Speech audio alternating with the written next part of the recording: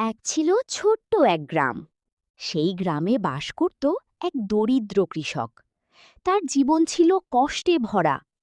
সকালে সূর্য উঠলেই সে কাঁধে কুড়ুল নিয়ে পাশের জঙ্গলে চলে যেত কাঠ কাটতে। সেই কাঠ বিক্রি করেই কোনো রকমে তার সংসার চলত। একদিন সকালবেলা প্রতিদিনের মতো সে জঙ্গলে গিয়ে একটি বড় গাছ কাটতে শুরু করল।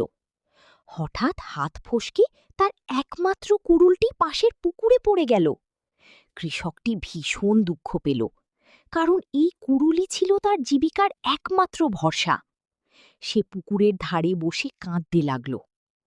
ঠিক তখনই পুকুরের জলের ভেতর থেকে এক অপূর্ব সুন্দর জলপরী উঠে এলো। সে হাতে একটি ঝকঝকে সোনার কুড়ুল নিয়ে বলল, এই কুড়ুলটা কি তোমার?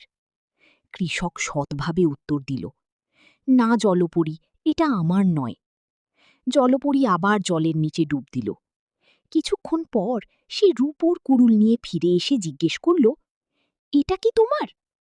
কৃষক আবারও বলল, না, এটাও আমার নয়।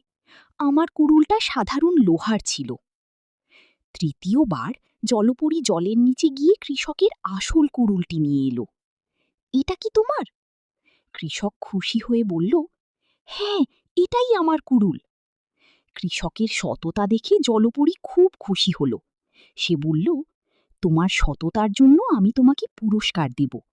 এবং সে কৃষককে একটি জাদুকরী সোনার মুরগি উপহার দিল। সেই মুরগিটি প্রতিদিন একটি করে সোনার ডিম